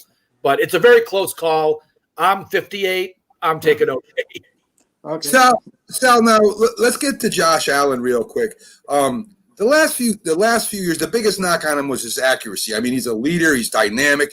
He could change the game around with a big run. But his inaccuracy always seemed to have a little problem. In the last two games, Sal, it looked like that, he's starting to have them problems again where he's not using the right, the right technique and throwing the ball, that he's throwing, off his back foot. And maybe it's just because of the pressure from the defense. Are you concerned with that at all? Well, yeah, because, accuracy has always been his problem going back to high school, probably. We knew it was a problem at Wyoming. This is why his draft profile, people were so, it was really polarizing what they thought of Josh Allen. The Bills picked him. They think they could fix it. And he was better. The first month, he was outstanding. I mean, it was kind of shocking to see how good he was. Now, the last two games, he's kind of fallen back into that inconsistency. Like the other night, what was so disappointing the other night is that he was missing the easy throws. I mean, those are the ones that he'd been so good on the first four games. He was just missing the easiest ones, and that's not a good sign. They did put pressure on him. Kansas City was in his face pretty regularly. So they've got to get that figured out. But, you've heard this many times, and former NFL quarterbacks have said this in the past. Accuracy is kind of a thing. It's hard to teach accuracy. You can change mechanics and all that and maybe improve it, but you're either gifted or you're not. And he's never been a guy who's gifted with accuracy. He's had to work at it, and now you hope that he can figure it back out again and get back on track. Is it really accuracy? Is it just poor decision making? Because Josh Allen seems to try to force, a ball in there a number of times when he really doesn't have to or shouldn't. So that's my impression. It's in large part decision making. Yeah, that's all part of it. I mean, that was a problem his first 2 years. He was younger. I think this year he came in. Remember, he's got the same head coach, same offensive coordinator, same system. So I think we all thought in year 3 the decision making would be better because he just has a great feel. He's very confident in the offense because it's so familiar to him. And we saw that in the first 4 weeks. So decision making obviously is part of it. But like I said, the other night, nothing to do with decision making. He had guys open, on short routes and just missed them. And those could have been some key plays in the game. And he wasn't very good. So they've got to fix that. It's one thing to misfire on a deep ball, and he did twice the other night. He had Diggs wide open, overthrew him by 10 yards. But those short passes that every NFL quarterback makes, you have to make those because those are the ones that keep drives alive. I agree 100%, Sal, because Joe Montana said you can have the strongest arm in the world, you can have the best receivers in the world, but if you're not accurate, that doesn't matter. So 100% agree with you. Go ahead, Jack. Yeah, teams evaluate their draft choices sometimes a year or two later. And the year that Josh Allen came out was the year the quarterback being drafted. And the Browns drafted Baker Mayfield first overall, and they have some doubts whether they picked the right guy right now. I'm sure they do, even though going forward, he's still their guy. Same with Sam Darnold with the Jets. There have to be some doubts whether that was the right deal. They made a massive deal for him. And obviously, Josh Rosen, Arizona moved on from him, a while ago, so that wasn't a good deal. And I don't count Lamar Jackson, who was, picked a little bit down. Obviously, he's elite. Are the Bills very happy at this point? You think that they took Josh Allen? Is he ingrained as their franchise quarterback? Or is there still that little bit of doubt like Cleveland probably has with Mayfield and the Jets have with Darnold? I don't think there's much doubt. I think they love him. I think they think he's the right guy for their offense. He's certainly the right guy for Buffalo. And I know people sometimes kind of laugh about, culture and all that, but he really has kind of fit in as a Buffalo, even though he's a California kid, he's kind of a Buffalo guy. So I think they love him for that. He's great, with his teammates. He really is. I mean, he's a good kid, as far as what I know of him. I mean, I've had 2 years in the locker room with him. This year I don't, but he's a good kid in general. And I think they love him. Now, does that mean come next year, come in May, when it's time to give the fifth-year option, do they give it? I think they will. But if he has a horrible finish this season, and just goes in the tank and they don't make the playoffs, you may have to question it. I don't think they will. I think this is the guy they want, but you would have to think about it. So, if he has a bad finish to the year and they don't make the playoffs. Well, Sal, I think he's an unbelievable leader. He's a dynamic player. I mean, if he can just clean up them short throws and that stuff there, I think the Bills have a shot at making a championship run this year. I really believe that. I think they're on a level with almost every AFC team this year. They got things they got to work out, but it's a long season. So I really believe the Bills have a real good shot. That division is kind of crazy because you got Miami who's playing some really good ball right now. Two starting quarterback now. The Patriots are always going to be in the mix with Bill Belichick.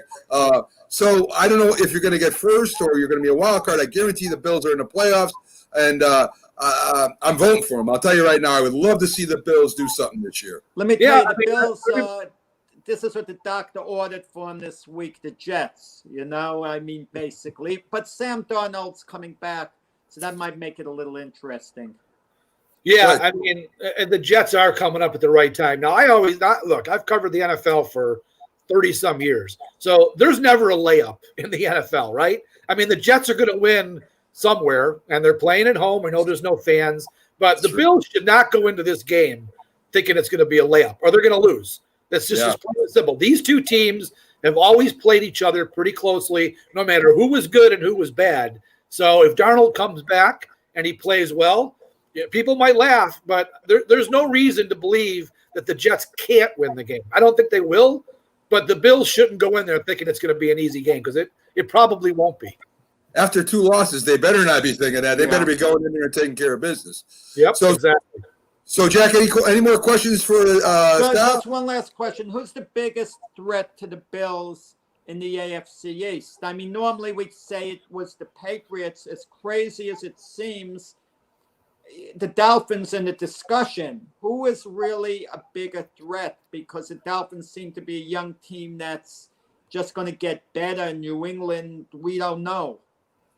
Yeah, if I had to guess right now, I think Miami's still a year away, but they're certainly moving in the right direction. Now, I was a little bit surprised that they made the move to Tua. I mean, I understand Fitz is who he is, and that's never going to change. But Fitz has been pretty good this year, and he's got them in a position where they can start thinking about making it to the playoffs. I was kind of surprised that they're doing this, but hey, I'm not in their building. For all I know, Tua has been awesome in practice, and this is the right time to do it. So we'll see. But I will never count the Patriots out. I don't care what they have at quarterback or what they're doing. As long as Belichick is there, he is going to find a way. And I don't think until the season is over, you can count the Patriots out. That's who the Bills, I think, really have to worry about. Well, Sal, I want to thank you for coming in. We appreciate having you in here for some Bills talk. Like I said, we cover him on our show, and very knowledgeable man. And hopefully we can get you back in here again soon and talk some more about the Bills. All right, guys. Thanks, Sal. And happy birthday. and happy birthday again, Sal. Thanks, and thanks for having me, guys. You have a great day, my friend. You too. So there you go. Sal Maiorana. I think I'm getting better at this. Sal Maiorana, unbelievable knowledge of the Bills. And he was on here talking some really, really good stuff. And we threw a couple hard questions at him. And he really handled it well. And I mean, when you can have a team right now, Jack, that maybe they lost 2 in a row, but they're in first place. They still probably got the best team in the AFC East. And all they got to do is kind of get a little healthy, make a couple adjustments, and they're right back in the mix. And they got the Jets this week. Well, I'll tell you, the Buffalo Bills are Buffalo's team, and it's really nice to see a city like Buffalo that's been knocked by a lot of people. And let's face it, the weather is not exactly pleasant there, especially in the winter. But they don't have a Major League Baseball team, even though the Toronto Blue Jays with the pandemic played in Buffalo this year. They don't have an NBA team anymore. I remember when they did, Bob McAdoo played for them. They had quality teams. They have the Buffalo Sabres, but the Buffalo Bills are their team. I mean, they mean so much to the community in Western New York. And it's funny the way Sal mentioned with Josh Allen, a California boy taking to Buffalo. Coming from California to Buffalo is a culture shock. But look, it worked for Jim Kelly. He was a California boy. He dreaded being drafted by the Buffalo Bills. He hated it with a passion. And in fact, he went to the USFL even to avoid playing for the Bills. But he eventually came back to the Bills. And he lives in the Buffalo area now, Jim Kelly, to just show you the way things work out. So, well, I mean, you know, Jack, I belong to the Bills Mafia group, and I'll tell you, there are no better fans. I mean, you could talk about Kansas City, you can talk about Seattle, you can talk about all these different people with their teams, and there are no better fans out there than the Buffalo Bills, and that's why I like getting these journalists and these reporters on here and just talking about the Bills, the best team in New York right now, Jack. I mean, the Giants and Jets really aren't in New York. They're in Jersey physically. They're still considered the New York area. But the best team in New York right now is the Buffalo Bills. They haven't won a Super Bowl yet, though. They're one of the franchises. Kansas City, they won it last year, 50 years after they had first won it. And you talk about a long drought, but the Buffalo Bills have never won a Super Bowl. And That's yet true. They've had, one of these storied franchises in the NFL going back to the AFL days. And, it'd be nice to see them break through. Buffalo Bills Super Bowl champions. I don't think it's happening this year, but they certainly have a chance. They're in the mix. Contenders, not the way they've played the last couple of weeks. But if their defense could get it back together, they're definitely, who knows? You asked me, I think, 3 weeks ago, and I said I think the Buffalo Bills might be the second best team in the AFC. I don't feel that way right now. They've slipped a little behind the Titans and the Steelers, and of course behind the Chiefs. But they could make a charge again. I think so too. It's a long season, and every team, well, not every team, but a lot of teams have a little falling off for a couple games and stuff. Just like Sal said, not on national TV and not in the games like that, and that kind of makes people think. So what we're going to do, Jack, we're going to take another commercial break here, and we'll be right back on the other side. I still got Ain't Gonna Happen coming to you. We still got the This Day in Sports History, so we got a lot more stuff coming your way, folks. So stick around, and we'll be right back. Let me get my there we go. There you go, Jack. We'll be right back in a minute, my friends.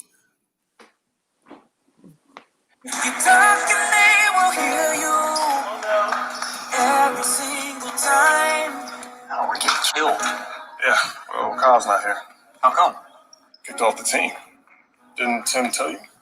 Kyle and some other kids got caught drinking beer in the park a couple of nights ago. Really? Yeah. 0 tolerance. He's out for the season. Come on, it's a first offense, right? That we know of. But why should that matter? He knew not to drink. I've made it clear to Matt that's what we expect from him. What have you said to Tim? Nothing really. You know, a lot of kids try it at this age, so. Yeah, well, a lot of kids don't try it too. I'm not saying that Matt's gonna be this perfect kid, but if I don't tell him what we expect and why he shouldn't drink, how's he gonna know? You think kids that age really listen? They never admit it, Bill, but they hear more than you think. Talk. They hear you.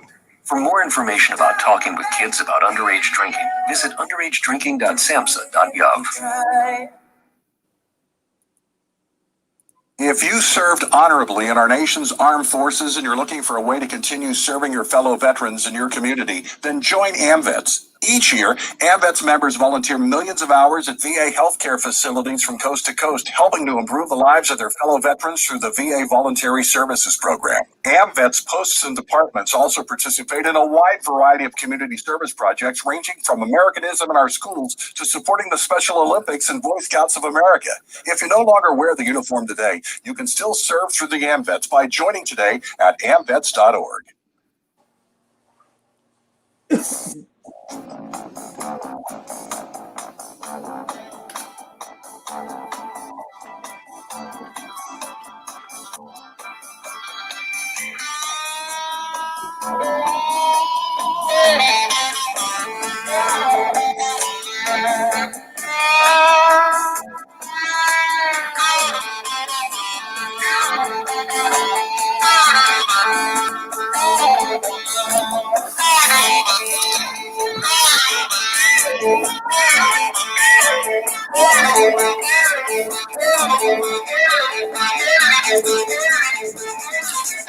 How we doing, folks? We're back from a quick commercial break here, and we're going to be going next to our next segment, which is with Jack. Jack, I'll be asking you some questions where you'll be giving me some answers to. It's called Ain't Gonna Happen.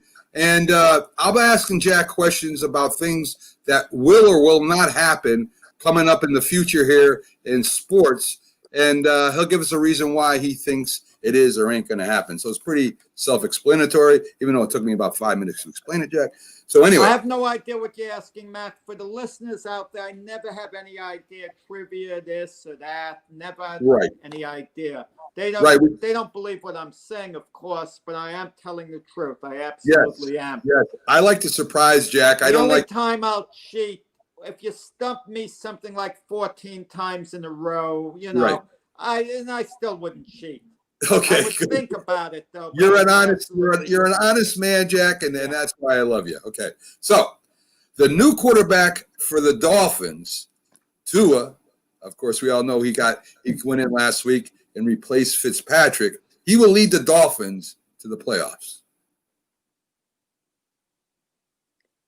Ain't gonna happen. It'll come close though. The Dolphins are a year away, but it'll come close. I could see them 9-7 contending at the end, but yeah, just coming a little short there. Well, Jack, you know there is an extra playoff wildcard team this year. So yeah, oh boy, that's why it's on the brink. I mean, I could take the coin and flip it in the air because I really like this Dolphin team a lot, what they're doing and so on. But you know, it's easy to say Tua is going to give them a big spark and lead them to things. But Fitzpatrick was playing very well, and he's loved inside the locker room. So it's not a question where a quarterback was so-so and that Tua is taking over, and he's not going to upgrade the position significantly this year, even though I think he's going to be a great quarterback, you know, in the future moving forward. The quarterback position isn't significantly upgraded for the time being, only because Fitzpatrick was doing such a nice job, you know. Yeah, I agree with that.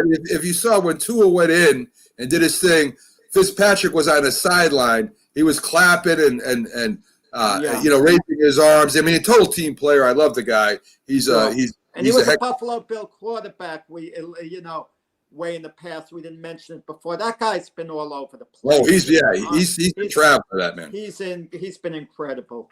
Definitely. Okay, Jack. Dallas Cowboys will miss the playoffs this year. What do you think? Gonna happen. I'm gonna tell you why. They're not getting in as a wild card. We know that. So let's focus on the NFC East. I mean, they should be able to beat out the Redskins. You give them an edge over the Giants because they beat them earlier. I mean, they're half game ahead of the Eagles. So the question is, who's most likely to get better over the last 10 games? And how are they going to fix that Cowboy defense? It's been dreadful. How are they going to fix it? It's not. I don't see it coming from within. The Cowboy players are already complaining about the coaching, how bad it is. Ain't going to happen. I think the Eagles have more upside to get better this year. They're only a half game behind the Cowboys. I think they catch them the way they did last year. There's not much to catch them, Mac, because they're only a half game behind, but they'll beat them out, when all's said and done.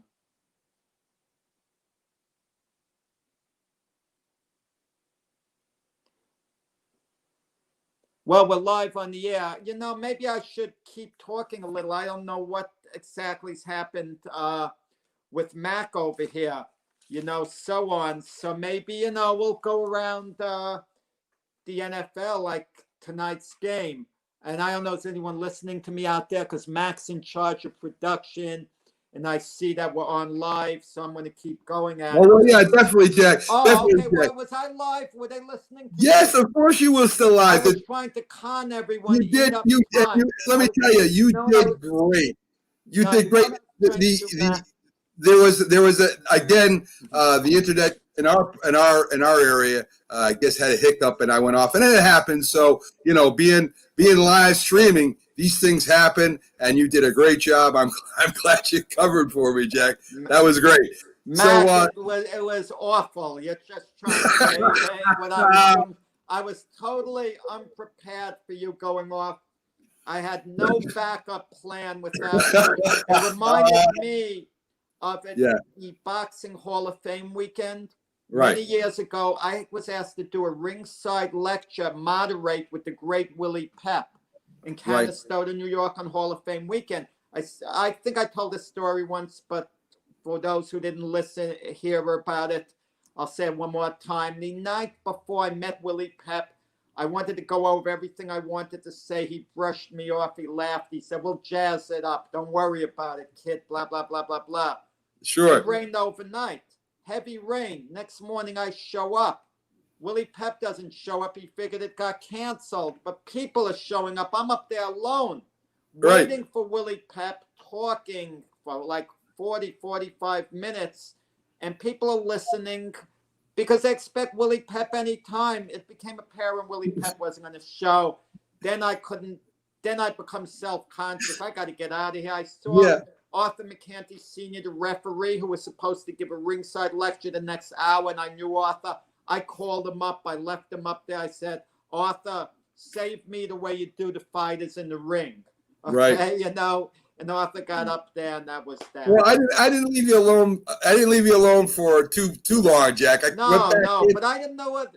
What became hard with that? I could have talked 20 minutes. You can't shut me up at times. But let me say this: when you don't know whether anyone's watching or not, it has an effect because I didn't know whether I was actually talking live and anyone was listening or whether I was just talking to myself. Which makes us think, gets to the next point, not playing in front of people in the stands. Right. I mean, what effect does that have on the players? I mean, they know people watching on TV. Yeah, it's got to be stands. Wow, it definitely got to affect them in one way or another. Okay, Jack. Next question, and ain't gonna happen. Cam Newton will lead the Patriots to the playoffs this year. Ain't gonna happen. I see this now. The Patriots are 2-3. That loss to Denver was so damaging. I think you're looking at an 8-8 season for the Patriots, something like that. Missing the playoffs this year.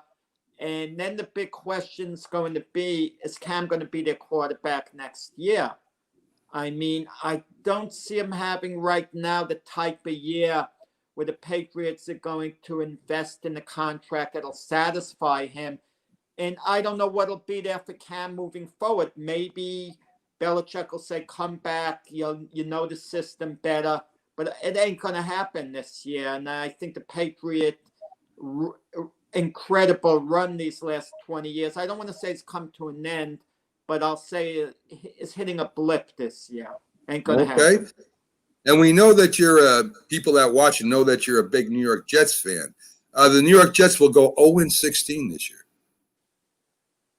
Ain't going to happen. I mean, listen, I've been knocking my own team. I mean, it's the equivalent of a play in the dugout whose team is getting massacred, and he's talking and he does a smile on his face. He's not really happy. You know, what else are you going to really do? I'd have to believe over the next 10 games the Jets are going to beat somebody. You know, it's conceivable they'll beat Buffalo this Sunday. It's conceivable because the last 2 weeks, maybe Buffalo has slipped to the point where they're not as good as we thought they are. Sometimes we overestimate a team a little. Look, the Bills made the playoffs last year. They got off to the great start this year. But sometimes a team just starts kind of going downhill for whatever crazy reason. Like you mentioned, the Patriots. Patriots were 8-0 last year following a Super Bowl win. And then they were 4-4 the rest of the season after that. You know, it's hard to explain. I got to believe they'll win a game this year. You agree with me, right? I'm not sure, Jack. I'm not sure because the talent there on offense is, there is no talent there besides Darnold when he's healthy. And Adam Gase, I think, has lost the locker room. And I think that the Jets should win a game this year. But I see that they may have a chance if it continues. If he continues losing the locker room, the owners don't make a move to either get rid of him or do something to shake up the organization there. I mean, to have the players to have a little faith and confidence in who they're playing for. I mean, this is pretty bad, Jack. So I'm not sure. I would imagine they'll win at least one game. I mean, law of averages, 10 games. You know, we're talking about them going 1-9 the rest of the way. I mean, give me a break. I made a joke about adopting the Buffalo Bills as my team. When you think of it, I could rationalize I live in New York State. They're a New York State team. Yeah, sure. I mean, like I said, I would like to see all the locals do real good unless they're playing my team. So speaking of the Eagles, Jason Hurts of the Eagles will be starting at quarterback before the year is out. Ain't going to happen. Carson Wentz is a better quarterback than people think. He's had some problems and so on, but Carson Wentz is a decent quarterback. Jalen Hurts was drafted in the second round. Now, when a quarterback's drafted in the second round, it means he's not looked at as an elite quarterback because the elite quarterbacks usually go early in the first round. Okay. Well, Jack, I was surprised that they even drafted him to begin with. I mean, he had a very good college career. He is a running quarterback. He's a heck of an athlete. I think I don't know if they were sending a message to Wentz or if they were – I'm not sure what that whole draft was about. I mean, Wentz could have used, another offensive lineman. He could have used another receiver. He could have used, maybe another weapon. The defense could have been drafted. That's a high draft. The second round is not a low draft pick. So I was very surprised that they took Hurts. So, I mean, if the Eagles continue to lose, they may put Hurts in there as a starting quarterback near the end of the year, Jack, just to put him in and see what he's got. The Eagles have had some injuries. Who hasn't? The last game he lost 30-28 to the Baltimore Ravens. And Carson Wentz went for the 2-point conversion to tie it up at the end. And his own guard got in his way. Yeah. He wanted to run the ball in. Yeah. An elite team like the Ravens that close. I mean, the Eagles, the main thing is to get into the playoffs. Right. And coaches always use this term, who gives us the best chance of winning? You put Jalen Hurts in, you've got to develop him to a point. He's not made to win right now, and he deserves a development like any young quarterback. What message is that sending out to the rest of the team as far as making the playoffs? Carson Wentz gives you your best chance of going to the playoffs. That's why the Eagles are sticking with him all over. Now, if by some chance one of the teams takes off on a tear in the NFC East and the Eagles continue to lose and they can't get in the playoffs, and we're talking about with a couple of games left in the season, sure, it's possible Jalen Hurts is going to get a start or two, but by that time, the Eagles would have made it obvious they're looking to move on from Carson Wentz, but I don't think that's going to be the case. Well, you brought up a great point with the Ravens game, and even with the Steelers game, they were in that game. And the Steelers are a very good team. I haven't lost faith in the Eagles yet. I think they're still going to be competitive throughout the year. Big game tonight, and we'll see what happens. A couple baseball questions for you, Jack. It ain't going to happen. The Yankees will sign a starting pitcher before the next season starts. Oh, yeah, it's going to happen. Who it's going to be, they're not going to make a splash the way they did last year with Garrett Cole with that 9-year record-setting contract. But they'll absolutely, sign a starting pitcher. Who it might be, I don't know.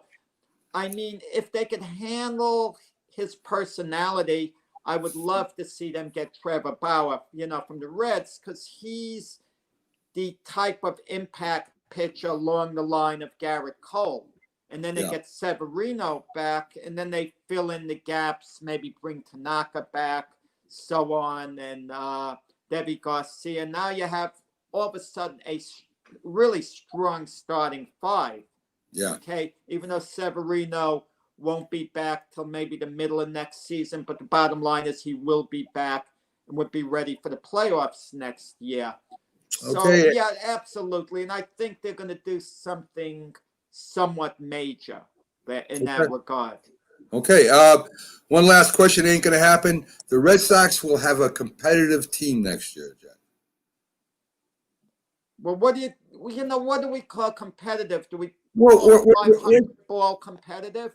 We're talking, maybe 70, 80 wins. Well, 70 and 92 isn't really competitive. I'd say no. I think the Red Sox, they're in a little lull.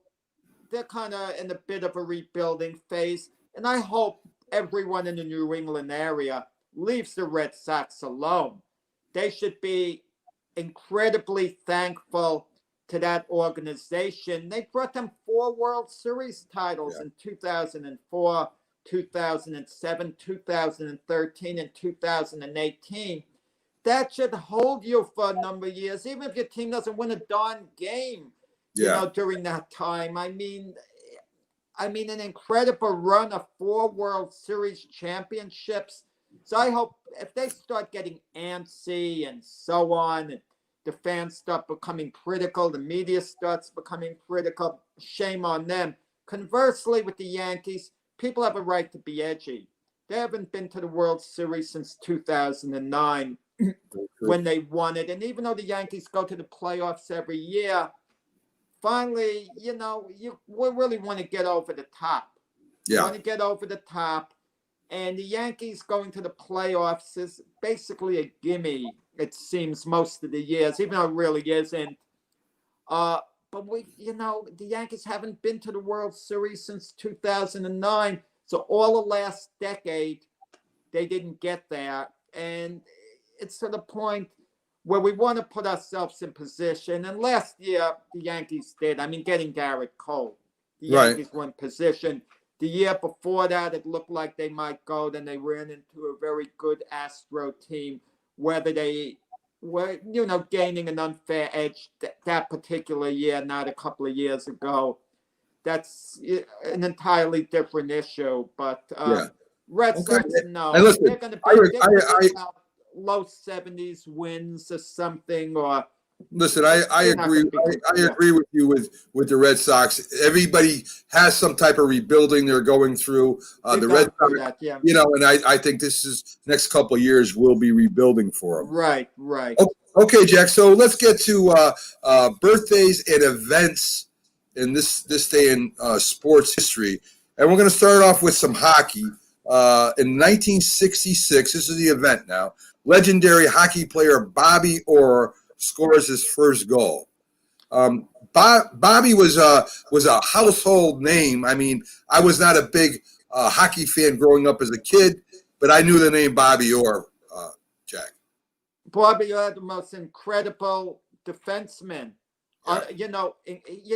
When you talk about greatness, you talk about over career at its peak. He didn't have a long career, but wow, I mean, sport for sport, you didn't get a better player, better athlete, than Bobby Orr. What he did, that's that famous photo of him scoring a winning goal and like diving in the air, like he was flying like Superman, and just incredible. I mean, when you talk about the great athletes that came out of the New England area, if we said Bobby Orr was number one, and let's say we put him ahead of Ted Williams, Tom Brady, Bill Russell, etc., I'm not saying we would do that, but if you did, and you said Bobby Orr at his very best, at his peak, was better than any other athlete from the New England area, it would be hard to argue against it. You definitely could make an argument for him. That's for sure. Yeah, you can. Absolutely. In 1967, Joe DiMaggio is hired as vice president of the Oakland A's by Charlie Finley. A lot of people don't know that, Jack. Well, Joe DiMaggio was from that area.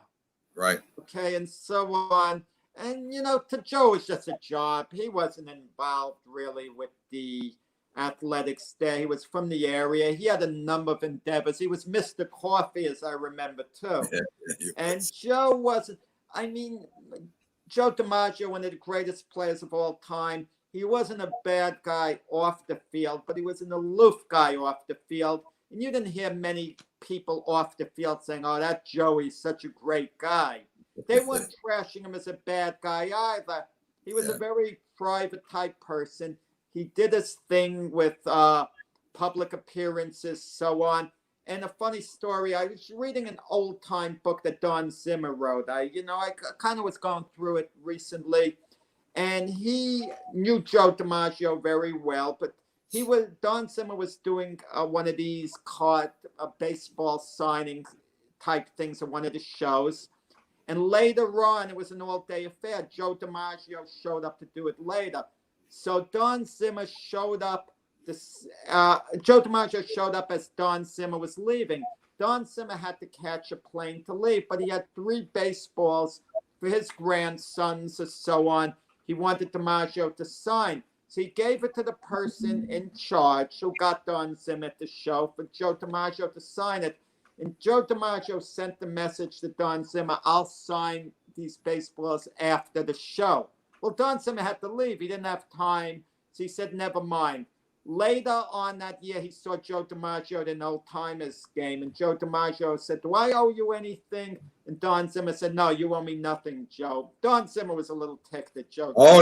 Don Zimmer was a rough and tumble guy, too, Jack. That's for sure. In 1974, Jack, Yankees trade Bobby Mercer for Bobby Bonds. Interesting trade. Bobby Mercer, I remember playing. Of course, he played on a lot of bad teams with Roy White at the time. He was supposed to be the next Mickey Mantle. Yeah. He was supposed to be all this. He got injured. Bobby Bonds was an incredible athlete. Of course, we all know his son. But interesting trade in 1974, Jack. Mercer. Let me tell you, they broke Bobby Mercer's heart. Sending him to play at Candlestick Park in San Francisco was like being sent to Siberia. He went from the mecca of baseball, Yankee Stadium, to this windy, depressing place. Funny thing, he became good friends with the broadcaster Al Michaels. Al Michaels was a broadcaster for the Cincinnati Reds, the Big Red Machine. Sure. And when his contract was up, he was offered a lot more money to be a broadcaster for the Giants. But once Al Michaels went over to the Giants, he went from packed houses in Cincinnati, where he was buddies with Johnny Bench, Pete Rose, Joe Morgan, Tony Perez, had the perfect baseball setting as a broadcaster, to the Giants, a mediocre team, cold nights, and he became buddies with Bobby Mercer. And he said they went out one night, and the two of them were hungover. Al Michaels rarely drank like that, but he did with Bobby Mercer. Bobby Mercer kept Al Michaels out late at night. Al Michaels didn't want it, but he hung out with his buddy. And Al Michaels, it was the biggest torture of his life doing the game the next afternoon. but he made Bobby Mercer promise he was going to play. Well, Bobby Mercer's name was announced and then pulled from the lineup. And then Al Michaels saw him in the locker room, hung over and said, USOB, blah, blah, blah. You know, you kept me out. And, sure. That was kind of a funny thing. So yes. In 1976, am I saying this right? Yeah, 1976. That's what it says. Rick Barry starts the longest NBA free throw streak at 60 free throws. Jack. Underhand shooting. Wow. Yes. I mean, the guys shoot underhand in the NBA today? They've tried it. They've tried it. The ones that have problems have tried to do it. Let me tell you, they talk about the modern guys being better, so much better than the old timers. Well, foul shooting doesn't lie, does it? And Rick Barry was, listen, he was conceivably better than anyone you have today, or so shooting foul shots. That's true. Foul shooting, right? Yes, sir. And in Rick Barry, great player. He was a Hall of Famer. Led Golden State, to in the NBA championship. Played for the Nets in the NBA. And if Rick Barry was playing in this socially conscious day today, he would have gotten in incredible trouble. What had happened? He wanted to play for the Nets, but the Virginia Squires of the ABA, they had the rights to Rick Barry. They drafted him, and to get out of playing for Virginia, he said, I don't want my kids to talk with that type of accent like the people in Virginia. He mocked them to make fun of them, so they get so mad at him they would get rid of him. And after they got rid of him, he said that's the reason he did it. Imagine doing that today. Yeah, you would probably wouldn't play. You'd be suspended, kicked out of the league. It would be all over social media. Crazy stuff. Definitely. In 1984, NFL quarterback, the Snake Ken Stabler retires. And I remember watching him. He wasn't the greatest quarterback that ever played, Jack, or maybe not even in the conversation of in history, you know what I mean? But when he played for the Raiders and they had Casper and they had Biletnikoff and they had all these players, boy, he made some game-winning throws, falling down, and he was quite the character and great leader for the Raiders back then. Well, outstanding quarterback of his era, tough, big, strong, physical. Listen, you talk about the Miami Dolphins unbeaten team, and then they won the Super Bowl 2 years in a row. They were trying to win it a third year in a row, and they looked like they were going to upset the Raiders in the playoffs. Ken Stabler made the most incredible winning touchdown. They were draped all over him, the Dolphins. Falling down. Somehow with that short sidearm thing, he got the ball in the end zone and pulled the game out for the Raiders. Great quarterback of his era. So to finish up quick, Jack, we're almost out of time. Birthdays, All-Pro defensive end Leonard Marshall, the Giants. That sack against Joe Montana in the championship that broke his ribs and caused some internal bleeding. He was born in 1961. He was quite a football player. In 1965, Otis Smith, NFL cornerback for the New York Jets, was born. And in 1982, we have Robinson Cano was born. Of course, he played a lot of great years with the Yankees and is finishing up with the Mets right now. So those are your birthdays, Jack. Tomorrow we got our Friday football preview show. We have Byron Williams will be in, our NFL analyst, former wide receiver of the Giants and the Eagles, and he knows a lot about football. And we'll also have on Keith Angle from the Patriots podcast. Thank God, TGI Sports. So I imagine that might mean thank God it's sports. Well, it's also a post-game show because the Giants play the Eagles tonight in a game with big implications and in the played for both NFC. teams. So I like to think of it as a post-game because we're going to be talking, a lot's going to go down. Definitely. So we'll talk about the Giants game tonight. We'll preview some of the local games for Sunday. Jack, it was a great show. I appreciate Sal for coming on, and of course, Iceman John Scully is always a great guest. And so we're about finished here. We'll see you all tomorrow, 8 to 10, same time. Hopefully you join us, and we'll have some great guests on, and you all have a great day. Jack, you have a great day. You too, Mac.